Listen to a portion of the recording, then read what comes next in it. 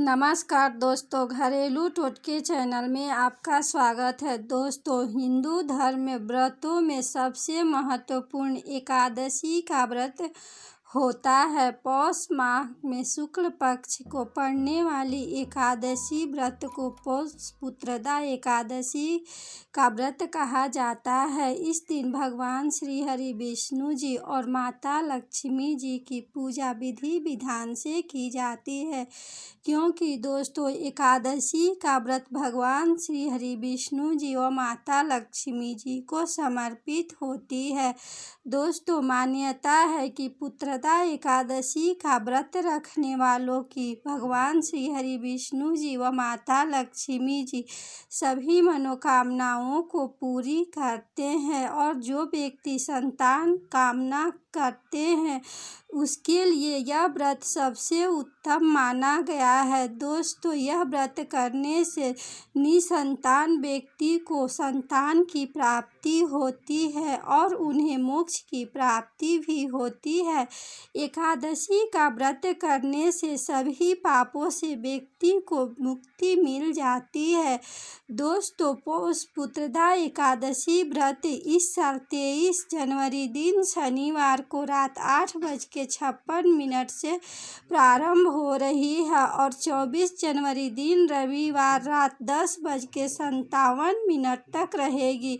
दोस्तों, एकादशी व्रत का पारण इस बार 25 जनवरी दिन सोमवार सुबह 7:13 से प्रारंभ होकर 9:21 तक रहेगी। दोस्तों, एकादशी व्रत के दिन आप सुबह सूर्य उदय से पहले उठकर सबसे पहले स्नान आदि करके स्वच्छ वस्त्र धारण करें। उसके बाद आप श्री हरि भगवान विष्णु जी को अपने मन में पूजन करने के लिए इस व्रत का संकल्प लें, और फिर इस दिन आप 1 लोटे शुद्ध जल में लाल चंदन और लाल पुष्प डालकर ओम सूर्य देवाय नमः 3 बार मंत्र बोलते हुए भगवान सूर्य देव को जल अर्पित करें।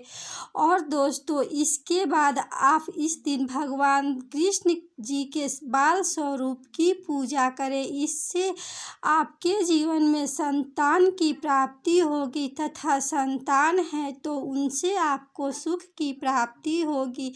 भगवान श्री कृष्ण जी की पूजा करें। एक चौकी ले और उस पर भगवान श्री कृष्ण जी की मूर्ति या प्रतिमा स्थापित कर दे, और सबसे पहले इस दिन आप भगवान श्री गणेश जी की पूजन विधि विधान के अनुसार करते हुए उनके सामने आप एक घी का दीपक जला दे, और फिर एक प्लेट में उन्हें मिश्री का भोग लगा दे। और फिर दोस्तों, आप बाल गोपाल श्री कृष्ण जी की पूजा विधि विधान के अनुसार करें, और इस दिन आप उन्हें पीले फूल और पीले पुष्प अर्पित करें और पीले फूल की हार भी उन्हें अर्पित करें। और इस दिन आप पंचामृत का भोग तुलसी के पत्र डालकर भगवान श्री कृष्ण जी को लगाएं, और उसमें तुलसी जी का पत्र अवश्य अर्पित करें। लेकिन दोस्तों, आप एकादशी तिथि के दिन तुलसी का पत्र भूल से भी ना तोड़ें, क्योंकि इस दिन पत्ती फूल या डालियाँ तोड़ने से भगवान श्री हरि विष्णु जी नाराज हो जाते हैं। और इस पूजन अर्चना करने के बाद और भोग लगाने के बाद आप संतान प्राप्ति के लिए गोपाल मंत्र का इस दिन आप जप करें, और जप करने के बाद आप पति पत्नी दोनों इस एकादशी व्रत की कथा अवश्य सुने, क्योंकि दोस्तों यदि आप कोई व्रत कर रहे हैं और उस व्रत की कथा नहीं सुनते हैं तो आपकी व्रत का पूर्ण फल आपको प्राप्त नहीं होगी। दोस्तों, कथा इस प्रकार से है।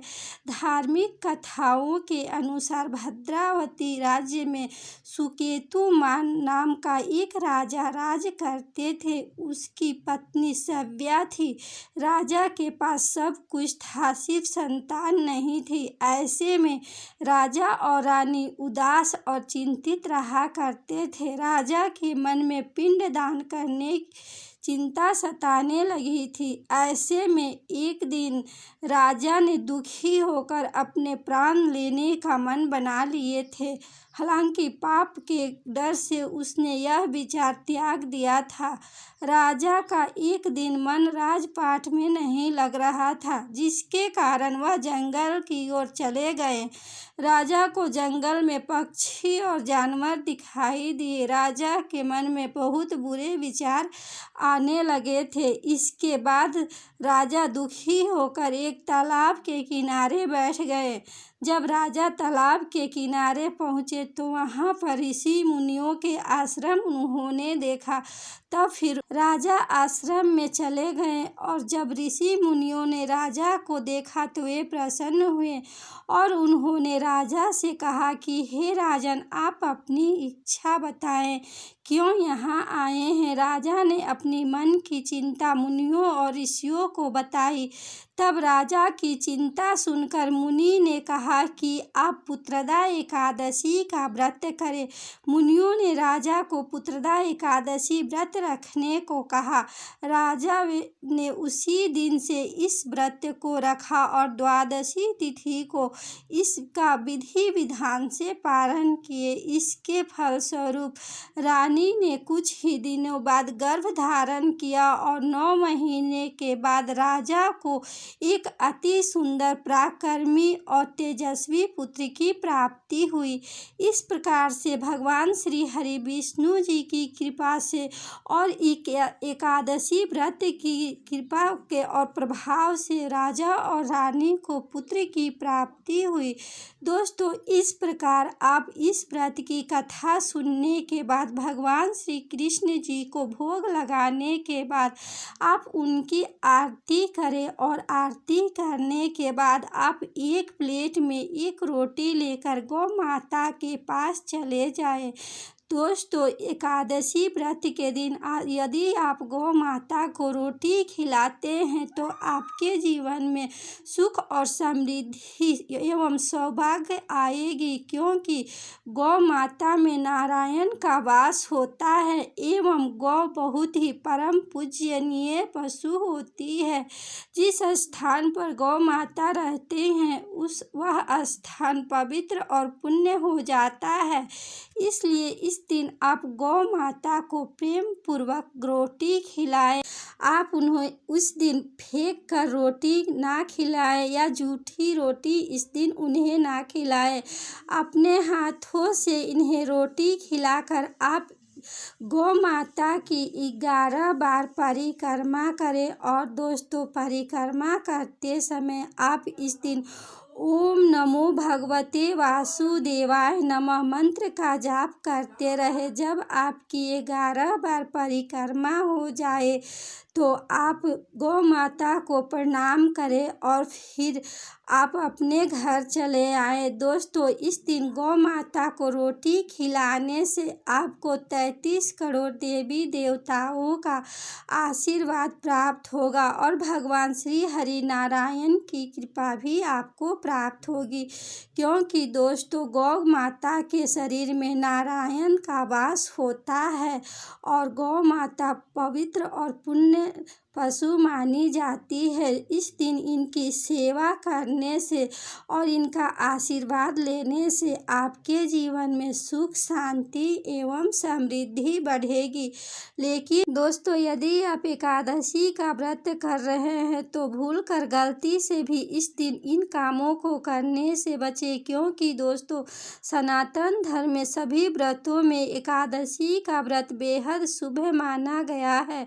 इस दिन यदि आप व्रत रखते हैं तो भगवान श्री हरि विष्णु जी की कृपा प्राप्त करने के लिए आप किसी भी प्रकार की नकारात्मक चीज़ों या झूठ बोले या लड़ाई झगड़े का माहौल अपने घर में ना बनाएं या फिर किसी व्यक्ति को आप कठोर शब्द से ना बोले। इस दिन क्रोध और झूठ बोलने से आप बचें। किसी व्यक्ति पर आप क्रोध ना करें।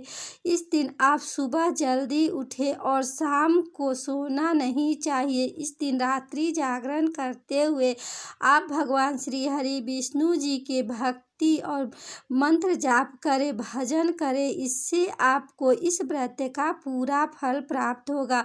इस दिन आप भूल कर गलती से भी झूठ ना बोले, क्योंकि झूठ बोलने और चोरी करने से आपके 7 पीढ़ियों को भी पाप लगेगा। इस दिन जुआ नहीं खेलनी चाहिए और ना ही शराब आदि का सेवन करना चाहिए। यदि आप भगवान श्री हरि विष्णु जी की व्रत और आराधना करते हैं तो इस दिन उनकी कृपा प्राप्त करने के लिए इस व्रत को करें और अपने खान पान और अपने व्यवहार में संयम के साथ सात्विकता भी बरतें। इससे आपको पुण्य की प्राप्ति होगी। दोस्तों, आशा ही नहीं पूर्ण विश्वास है कि यह वीडियो आपको बहुत पसंद आई होगी। दोस्तों, इस वीडियो को लाइक करें, शेयर करें और इस चैनल को सब्सक्राइब करें। धन्यवाद।